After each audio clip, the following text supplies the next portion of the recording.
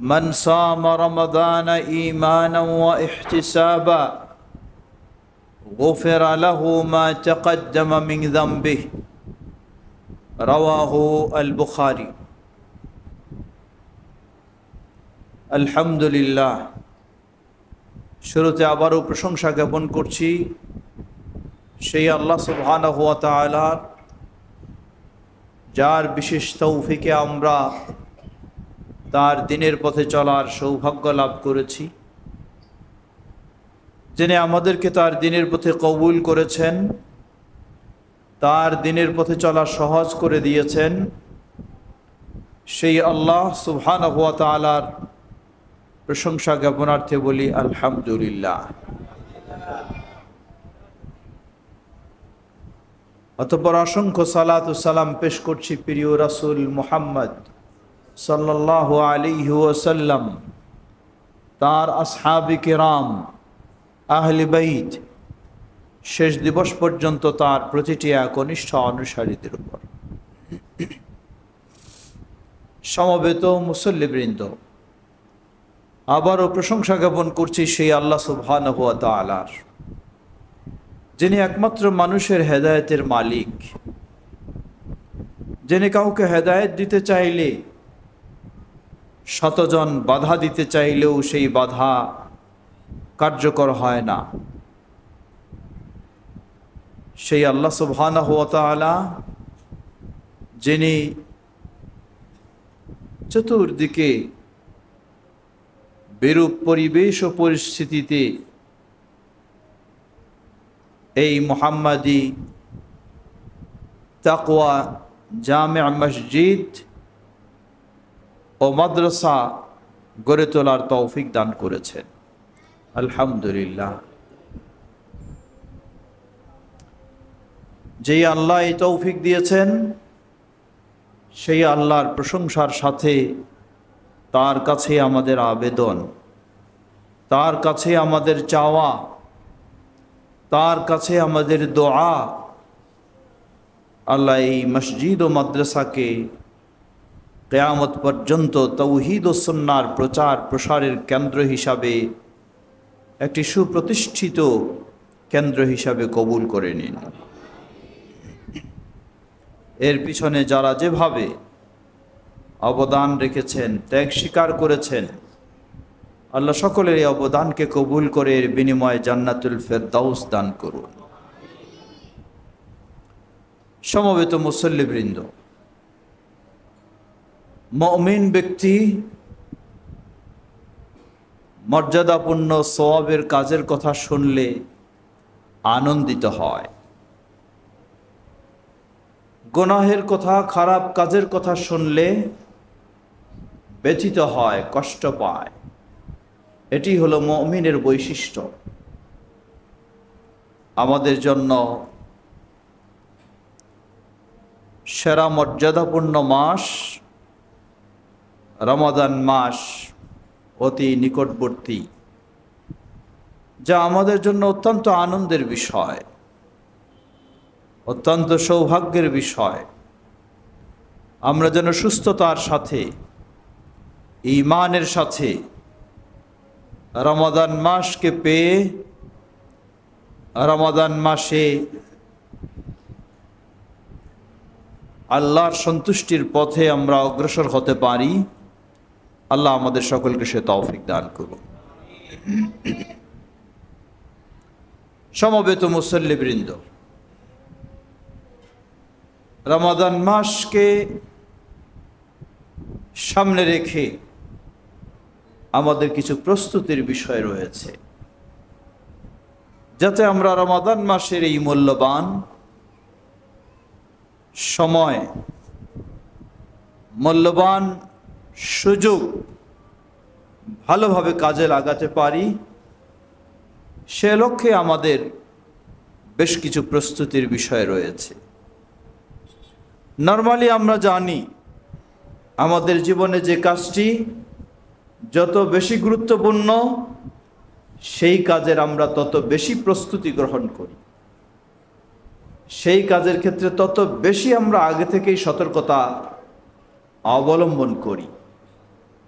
সুতরাং রমাদান মাস হলো বছরের সেরা মর্যাদাপূর্ণ মাস, আল্লাহর নৈকট্য অর্জনের জন্য সর্বোচ্চ সুযোগের মাস। অতএব রমাদানের জন্য কি ধরনের প্রস্তুতির প্রয়োজন তা বলার অপেক্ষা রাখে না। রাসূলুল্লাহ সাল্লাল্লাহু আলাইহি ওয়াসাল্লাম রমাদান মাসে, যিনি সর্বদাই প্রতিটি মুহূর্তে আল্লাহর সবচেয়ে প্রিয় বান্দা ছিলেন, এরপরেও কিভাবে আরো প্রিয় হওয়া যায়, কিভাবে আল্লাহর আরো ভালো হওয়া যায়, এজন্য সর্বোচ্চ চেষ্টা করতেন রমাদান মাসে। রমাদানের পূর্বে শাবানে সবচেয়ে বেশি বেশি সিয়াম পালনের মাধ্যমেও বলা যেতে পারে এক প্রকার তিনি রমাদানের প্রস্তুতি গ্রহণ করতেন। আমাদেরও কর্তব্য রাসূলুল্লাহ সাল্লাল্লাহু আলাইহি ওয়াসাল্লামের সুন্নাহ অনুযায়ী রমাদানকে গুরুত্ব দিয়ে প্রস্তুতিমূলক ব্যবস্থা গ্রহণ করা প্রয়োজন। আল্লাহ আমাদের সকলকে সে তৌফিক দান করুন। রমাদান মাস হলো তাকওয়া অর্জনের বিশেষ মাস। রমাদান মাস হলো আল্লাহ সুবহানাহু ওয়া তাআলার পক্ষ থেকে বিশেষ রহমত লাভের মাস। রমাদান মাস হলো আল্লাহ সুবহানাহু ওয়া তাআলার পক্ষ থেকে বিশেষ মাগফিরাত লাভের মাস। রমাদান মাস হলো জান্নাতকে বিশেষভাবে নিশ্চিত করে নেওয়ার মাস। রমাদান মাস হলো মুসলিম জীবনের উন্নতি অগ্রগতি সাধনের একটি গুরুত্বপূর্ণ মাস। রমাদান মাস হলো নিজেকে জাহান্নাম থেকে মুক্ত করে নেওয়ার একটি বিশেষ মাস। রমাদান মাস হলো কোরআন নাজিলের একটি বিশেষ মাস। রমাদান মাস হলো আখিরাতে যে আমলগুলি আমাদের জন্য আল্লাহর কাছে সুপারিশ করবে, সেই সুপারিশ অর্জনের বিশেষ মাস হলো রমাদান। সুবহানাল্লাহ, কতই না এই রমাদানের মর্যাদা। সুতরাং প্রতিটি মুমিনের, যিনি আখিরাত চান, যিনি আল্লাহর সন্তুষ্টি চান, যিনি জান্নাত নিশ্চিত করে নিতে চান, সেই সব প্রতিটি মুমিনের কর্তব্য হলো, দায়িত্ব হলো রমাদান মাসের পূর্বেই সুন্দর প্রস্তুতি নেওয়া, যাতে রমাদান মাসের একটি মুহূর্তও নষ্ট না হয়, একটি মুহূর্তও আমরা গাফেল হিসাবে না থাকি। সেই প্রস্তুতি আমাদের সকলের গ্রহণ করা উচিত। আল্লাহ আমাদের সকলকে সে তৌফিক দান করুন। সমবেত মুসল্লিবৃন্দ, আল্লাহ সুবহানাহু ওয়া তাআলা নির্দেশ দিচ্ছেন, ওহে যারা ঈমান এনেছ, রমাদান মাসে তোমাদের উপর সিয়াম ফরজ করা হয়েছে, যেমন পূর্ববর্তীদের উপর ফরজ করা হয়েছিল। লাআল্লাকুম তাত্তাকুন, যাতে তোমরা তাকওয়া অর্জন করতে পারো। রমাদান মাসের সিয়াম এটি ঐচ্ছিক নয়।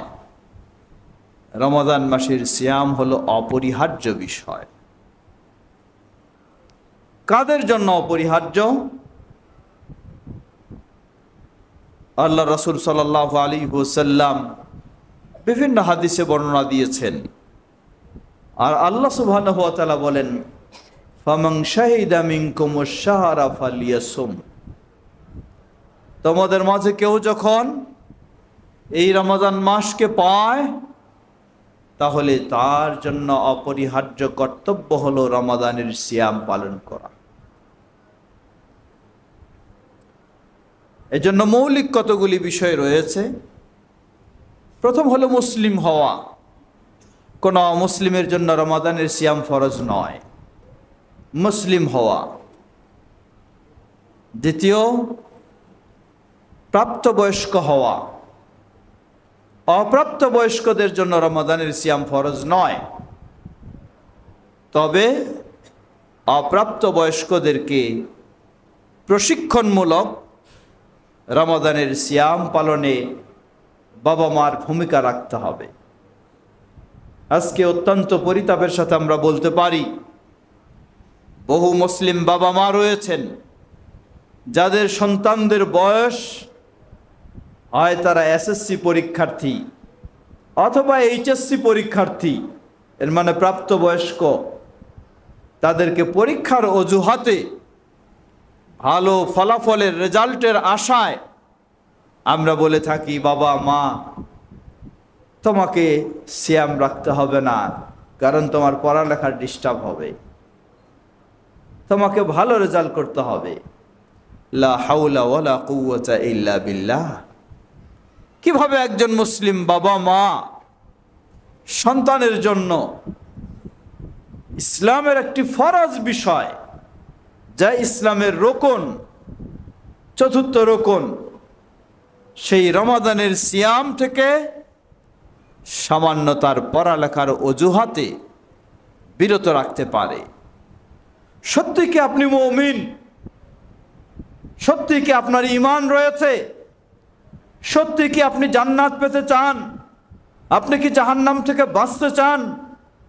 আপনি কি আপনার স্নেহের সেই ছেলে বা মেয়েকে জান্নাতি বানাতে চান? তাদেরকে জাহান্নাম থেকে রক্ষা করতে চান?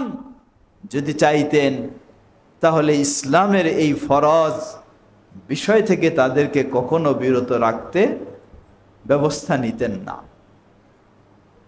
বরং উচিত ছিল সকল ফরজের চেয়ে তার জন্য ফরজ হলো সালাত, তার জন্য ফরজ হলো সিয়াম। ওই লেখাপড়া তার জন্য ফরজ নয়। এমনকি যেই পড়ালেখায় উন্নত রেজাল্ট করার জন্য আপনি তাকে ফরজ সিয়াম থেকে বিরত রাখেন, ওই সন্তান আপনি তাকে আল্লাহর অবাধ্য করলেন।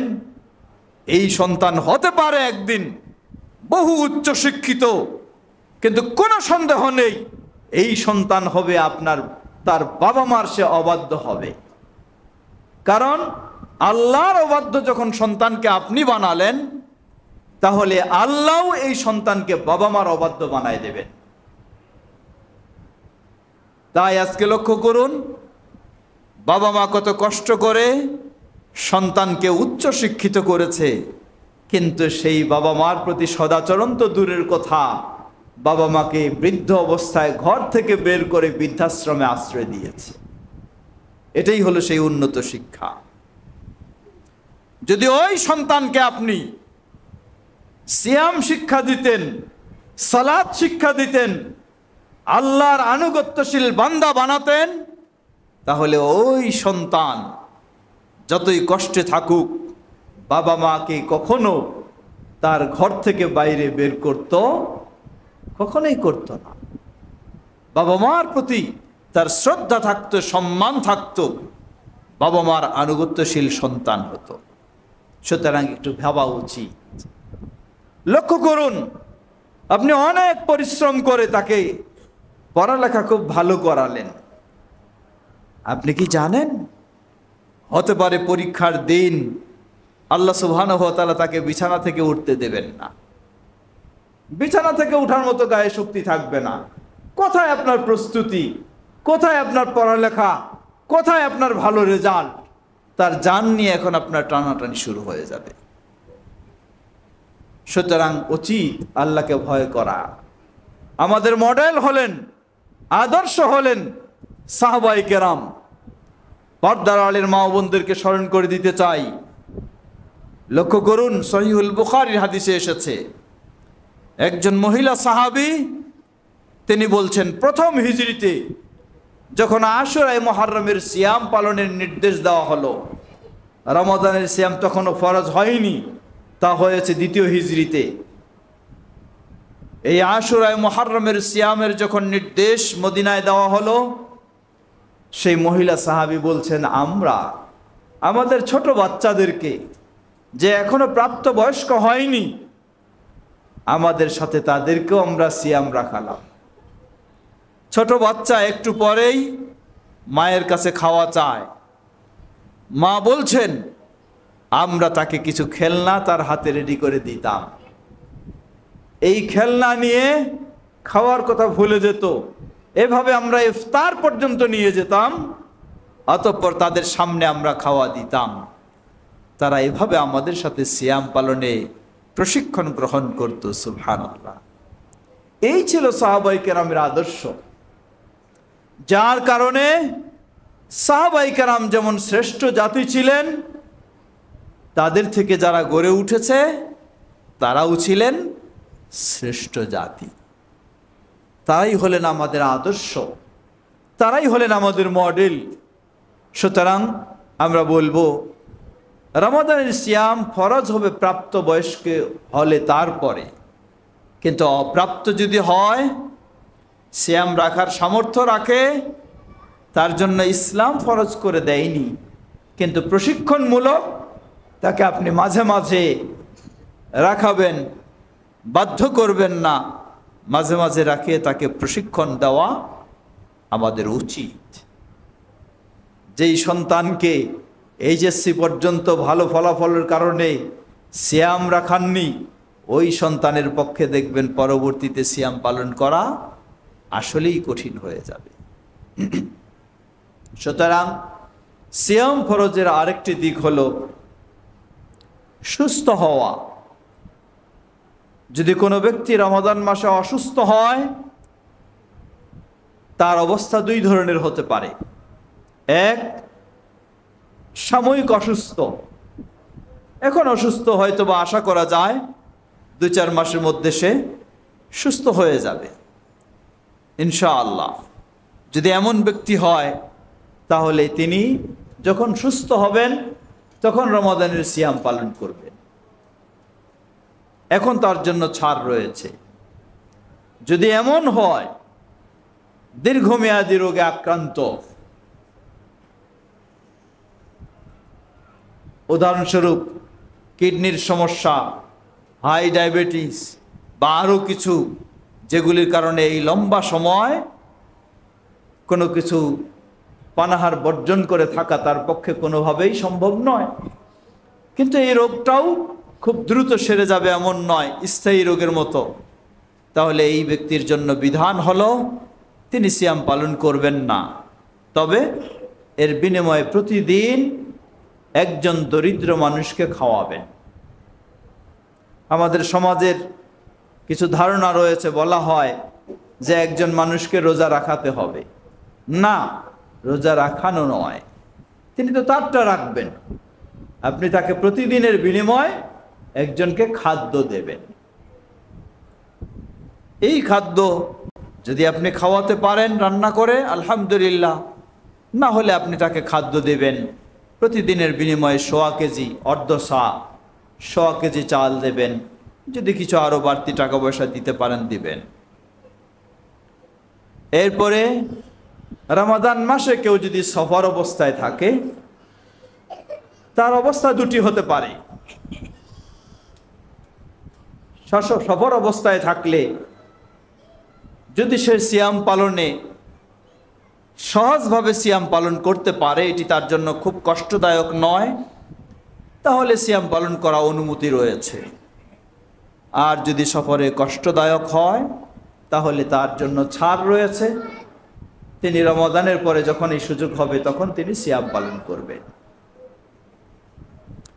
রমাদান মাসে মেয়েদের ক্ষেত্রে আরেকটি বিশেষ বিষয়, তা হলো তাদেরকে পবিত্র হতে হবে।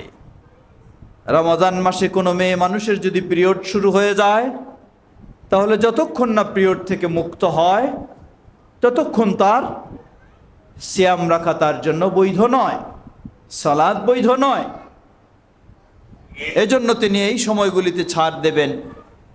যখন পবিত্র হবেন, রমাদানে বাকিগুলি পূর্ণ করবেন, যেগুলি ছুটে যাবে সেগুলি তিনি রমাদান মাসের পরে পূর্ণ করবেন। সামাজিকভাবে একটি ধারণা রয়েছে, তা হলো মেয়েরা 1 সপ্তাহ 7 দিন বাদ দিয়ে থাকে। এই ধারণা সঠিক নয়, এটি ভুল। কারণ মেয়েদের পিরিয়ড সকলেরই 7 দিন হবে এমন নয়, এটি ব্যক্তি বিশেষ। কারো 3 দিনও হতে পারে, কারো 4 দিনও হতে পারে, কারো 5 দিনও হতে পারে, কারো 7 দিনও হতে পারে, কারো 9 দিনও হতে পারে। অতএব যিনি যতদিন এই অবস্থায় থাকবেন ততদিন তিনি সিয়াম পালন করবেন না। পরিচ্ছন্ন হয়ে যাবেন, সিয়াম শুরু করবেন।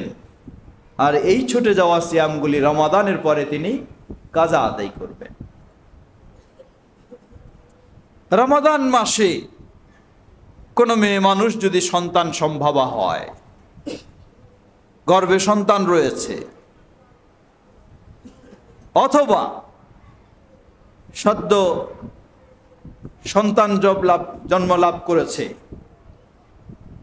যেটাকে নেফাস বলি, নেফাস এবং পিরিয়ড বা মাসিক দুটোর হুকুম একই। এ অবস্থায় সিয়াম পালন করবে না, রমাদানের পরে সেটি সিয়াম পালন করবে। কিন্তু যদি সন্তান সম্ভবা হয় অথবা ছোট বাচ্চাকে দুধ পান করাচ্ছে, সিয়াম পালনের কারণে মায়ের দুধ বন্ধ হয়ে যাবে, এটি সন্তানের জন্য ঝুঁকিপূর্ণ। অথবা গর্ভে সন্তান রয়েছে, এই অবস্থায় সিয়াম পালন করাটা খুবই কষ্টদায়ক, তাহলে কি করবে? জবাব, এ বিষয় নিয়ে কিছু মতভেদ রয়েছে। তবে ইবনে আব্বাস রাদিয়াল্লাহু তাআলা আনহু থেকে একটি আসার রয়েছে, সেই আসারের আলোকে আমরা বলতে পারি যে তাদের জন্য ছাড় রয়েছে, তারা সিয়াম পালন করবে না, আর প্রতিদিনের বিনিময় একজন দরিদ্র মানুষকে খাওয়াবে। কাজা আদায় করতে হবে না, যদিও কেউ কেউ বলেছেন কাজাও আদায় করতে হবে, কিন্তু আব্দুল্লাহ ইবনে আব্বাস রাদিয়াল্লাহু আনহুর সেই আসারের আলোকে আমরা বলবো যে কাজাও আদায় করতে হবে না।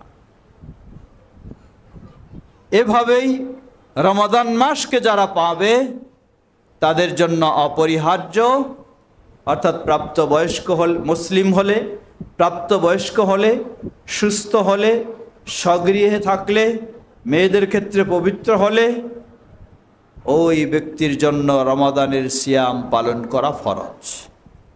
আমরা যেন সেভাবেই রমাদানের সিয়াম পালন করে আল্লাহ রাব্বুল আলামিনের নৈকট্য অর্জন করার সুযোগ নিতে পারি। আল্লাহ আমাদের সকলকে সে তৌফিক দান করুন। সমবেত মুসল্লিবৃন্দ, রমাদান সংক্রান্ত অনেক বিষয় রয়েছে যেগুলি পর্যায়ক্রমে আলোচনা আসবে। এবার একটি আনন্দের সংবাদ জানাতে চাই, তা হলো বিশেষ করে আমাদের যেখানে এই মসজিদগুলি রয়েছে, চতুর্দিকে আমাদের হানাফি ভাইদের মসজিদ, মাঝে আহলুল হাদিস মসজিদ, ইফতারের সময়টা নিয়ে গ্যাঞ্জাম লাগে। কারণ তারা ইফতার করেন একিনের দুর্বলতা থাকার কারণে, সন্দেহ বেশি থাকার কারণে, সন্দেহ দূর করতে গিয়ে 3-4 মিনিট বিলম্বে তারপর আজান দেন, ইফতার করেন। আর আমরা আবহাওয়া দফতরের তথ্য অনুযায়ী আজান দিয়ে ইফতার করতে চাই। আল্লাহ সুবহানাহু ওয়া তাআলা এবার এই জটিলতাটাকে সহজ করে দিয়েছেন, বলুন আলহামদুলিল্লাহ। ইসলামিক ফাউন্ডেশন এবার যে রমাদানের সময়সূচি প্রস্তুত করেছে, সেখানে আবহাওয়া দপ্তরের তথ্য অনুযায়ী সময়সূচি প্রস্তুত করেছে, অতিরিক্ত 3 মিনিটকে তারা বাদ দিয়ে দিয়েছে। এজন্য আলহামদুলিল্লাহ এবার ওই গঞ্জামটা আশা করি হবে না ইনশাআল্লাহ।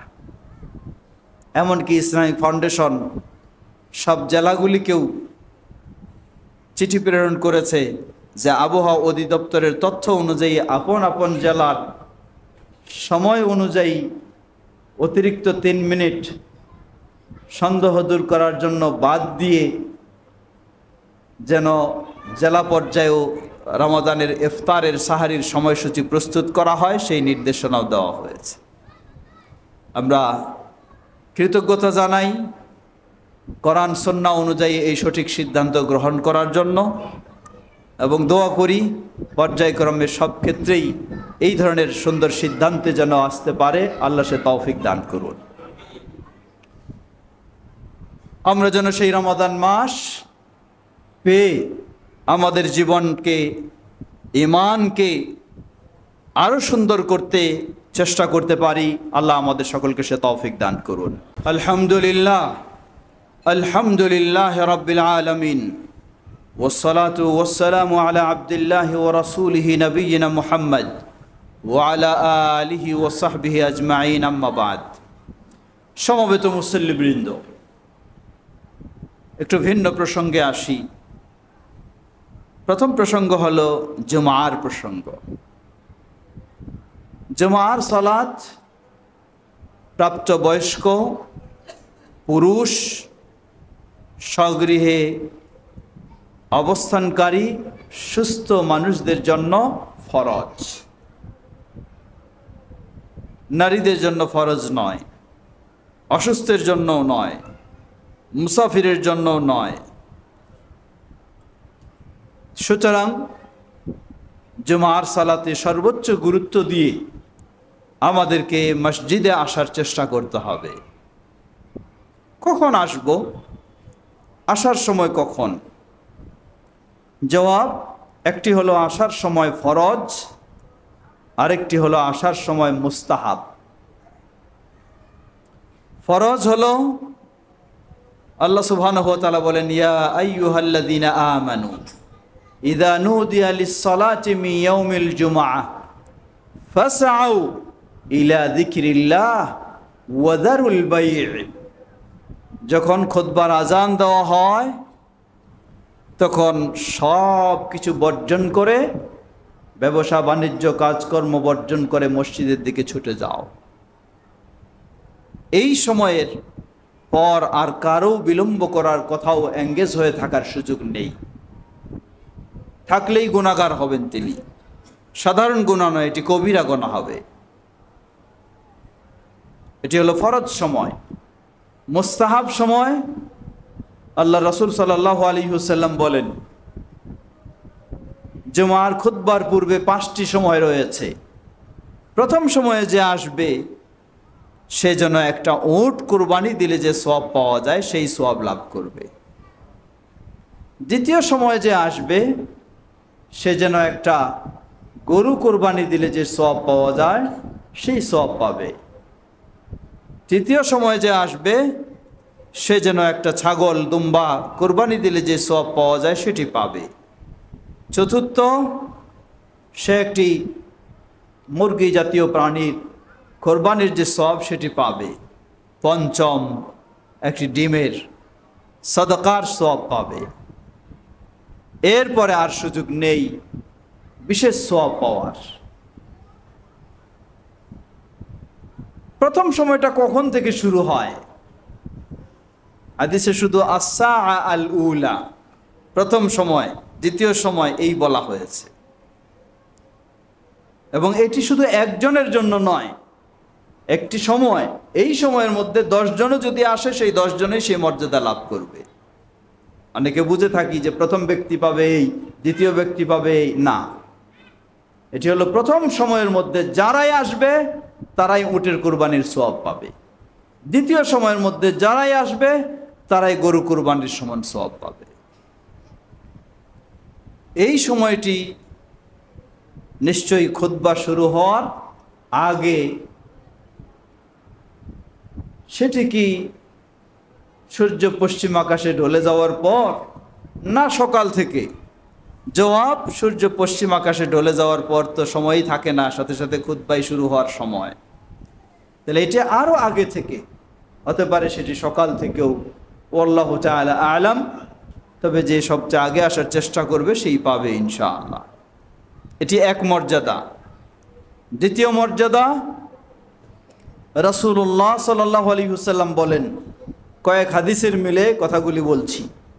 যে ব্যক্তি জুমার দিন তার বাড়িতে গোসল করবে, পবিত্র হবে, সুন্দর কাপড়, তার সাধ্য অনুযায়ী সুন্দর কাপড় পরবে, অতঃপর সুগন্ধি থাকলে সুগন্ধি ব্যবহার করবে, সুগন্ধি যদি নাও থাকে, তৈল থাকে, তৈল ব্যবহার করবে, এবং মসজিদে পায়ে হেঁটে আসবে যদি সেটি কাছে হয়, দূরে হলে বাহন জায়েজ রয়েছে।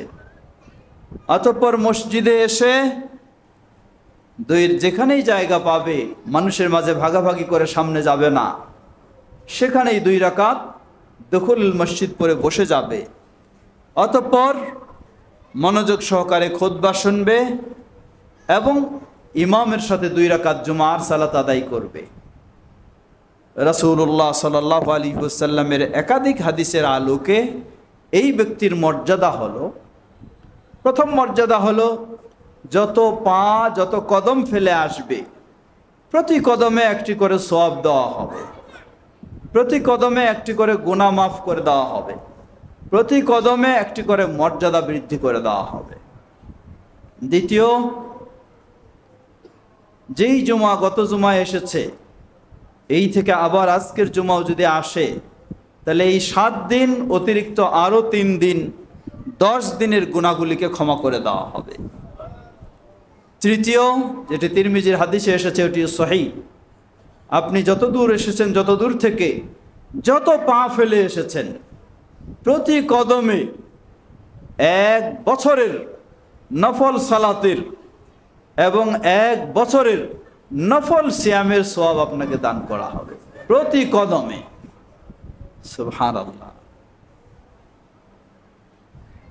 তবে মনে রাখতে হবে, এই সব মর্যাদাগুলো কয়েকটি কারণে নষ্ট হয়ে যাবে। প্রথম হলো, মেম্বারে খতিব সাহেব দাঁড়িয়ে যাওয়ার পরে যদি মসজিদে প্রবেশ করেন, তাহলে পূর্বের মর্যাদাগুলি কিছুই পাবেন না।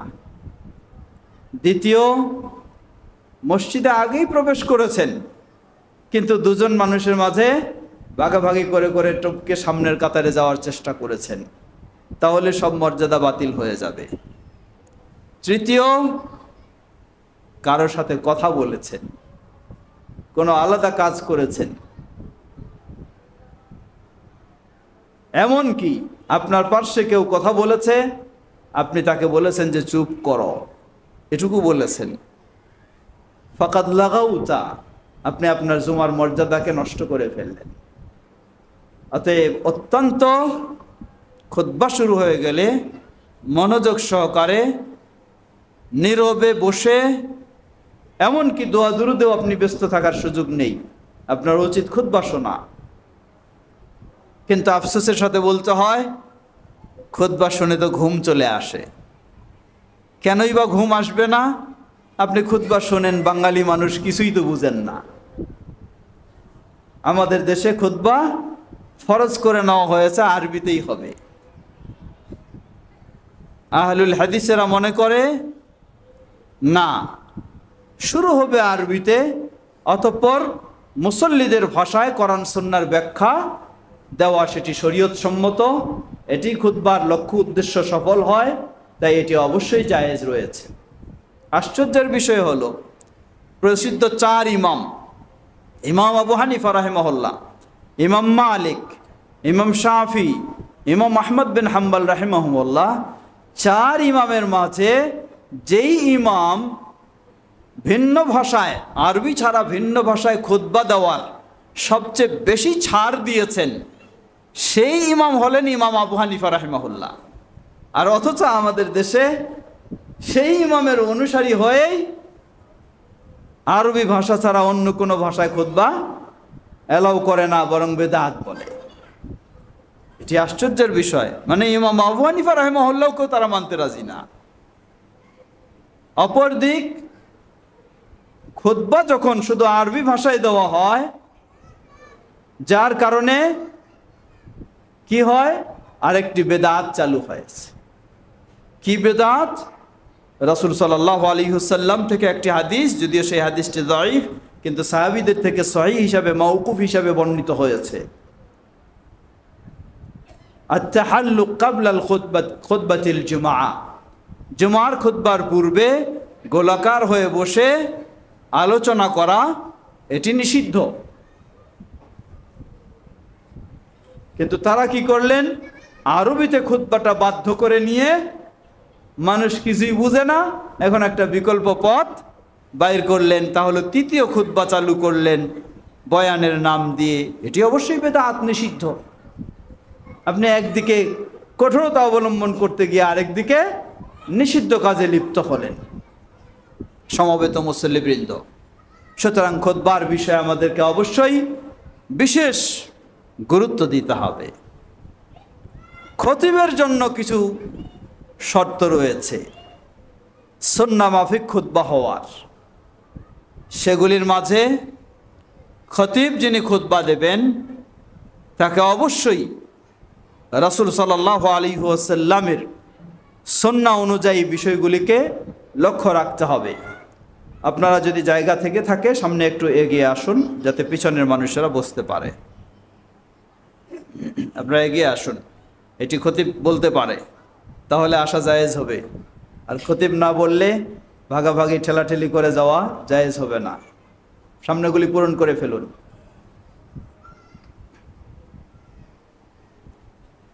খতিব, আমাদের খতিবগণ দেখা যায় অনেক সময় সুন্নাহ বিরোধী কাজ করে বসেন। তার মাঝে একটা হলো সুন্নাহ বিরোধী খুতবা বেশি দীর্ঘ করা, বেশি লম্বা করা হলো সুন্নাহ বিরোধী। সহিহ মুসলিমের হাদিস, আল্লাহ রাসূল সাল্লাল্লাহু আলাইহি সাল্লাম বলেন যে একজন মুসলিমের বিজ্ঞতার পরিচয় হলো, জ্ঞানী হওয়ার পরিচয় হলো সালাত দীর্ঘ হবে, খুতবা সংক্ষিপ্ত হবে। কিন্তু আমরা আমাদের কিছু কিছু বক্তাগণ মেম্বারে দাঁড়িয়ে আর মনে থাকে না এটা মাহফিলের স্টেজে দাঁড়ালেন না মসজিদের মেম্বারে দাঁড়ালেন। এটা অবশ্যই মনে রাখতে হবে খতিবকে। খুতবা বেশি লম্বা করা এটিও সুন্নাহ বিরোধী, বেদাত বললেও ভুল হবে না। আপনি সহি সহি বললেন আবার সুন্নাহ বিরোধী করবেন, তা তো হয় না। দ্বিতীয় আরেকটা, অনেক খতিব মনে করে মাহফিলের মাঠের মতো এটাকেও মনে করে। মাহফিলের মাঠ আর জুমার খুতবা দুটো এক নয়, হাজার পার্থক্য রয়েছে। তাই কোনো খতিবেরও উচিত নয় বিভিন্ন প্রসঙ্গ তুলে ঠিক কিনা বলেন এই বলে জিজ্ঞাসা করবে আর সবাই ঠিক বলে চিৎকার দিবে। এটি কখনো জুমার খুতবার জন্য শোভা পায় না, এটি উচিত নয় কোনো খতিবের এই ধরনের করা। শিক্ষামূলক কথা বলবে, কিন্তু শ্রোতাদের কাছে ওই ঠিক কিনা সমর্থন নিবে, আবার সবাই চিৎকার দিয়ে ঠিক বলে সমর্থন দেবে, এটি খুতবার জন্য কখনো বৈধ নয়। অতএব এই বিষয়গুলিও খতিবকেও মনে রাখতে হবে, আর যারা মুসল্লি শ্রোতা তাদেরকেও মনে রাখতে হবে। আপনি হতে পারেন দায়িত্বশীল, কিন্তু আপনারও তো খুতবা রয়েছে, আপনারও তো জুমার মর্যাদা দরকার।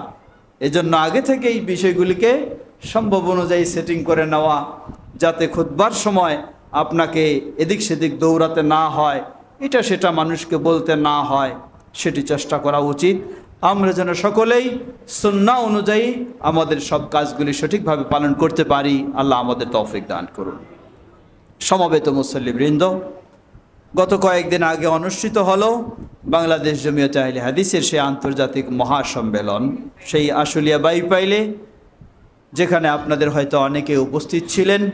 বিভিন্নভাবে আপনারা অংশগ্রহণ করেছেন, সহযোগিতা দিয়েছেন, আপনাদেরকে কৃতজ্ঞতা জানাই। আল্লাহ সুবহানাহু ওয়া তাআলা সকলের এই ভালো কাজগুলিকে কবুল করে নিন। আমরা যেন সবাই মিলে ঐক্যবদ্ধ থেকে আমাদের এই দাওয়াতি কাজকে আরও সামনে এগিয়ে নিতে পারি। আল্লাহ আমাদের সকলকে সে তৌফিক দান করুন।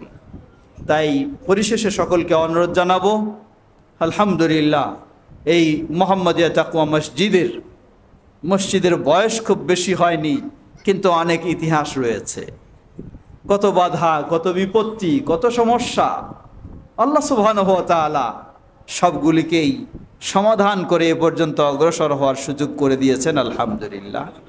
একদিকে যেমন আল্লাহর প্রশংসা, অপরদিকে তেমন আমাদেরকে সবসময় মনে রাখতে হবে আমরা যেন সবাই ঐক্যবদ্ধ হয়ে থাকতে পারি, আন্তরিকতার সাথেই থাকতে পারি, তাহলে ইনশাআল্লাহ আল্লাহ আমাদের সফলতা দান করবেনই ইনশাআল্লাহ। আজকের এই মসজিদ হয়তো টিন সেট, মাদ্রাসার এই অবস্থা, শুরুর প্রাথমিক অবস্থা, ইনশাআল্লাহ আল্লাহ রাব্বুল আলামিন কবুল করবেন এবং এখানে একটি অবশ্যই মসজিদ ও মাদ্রাসার সুন্দর কমপ্লেক্স গড়ে উঠবে ইনশাআল্লাহ, যেটি হবে তাওহীদ ও সুন্নাহর মারকাজ, যেটি হবে তাওহীদ ও সুন্নাহর প্রচার প্রসার কেন্দ্র ইনশাআল্লাহ।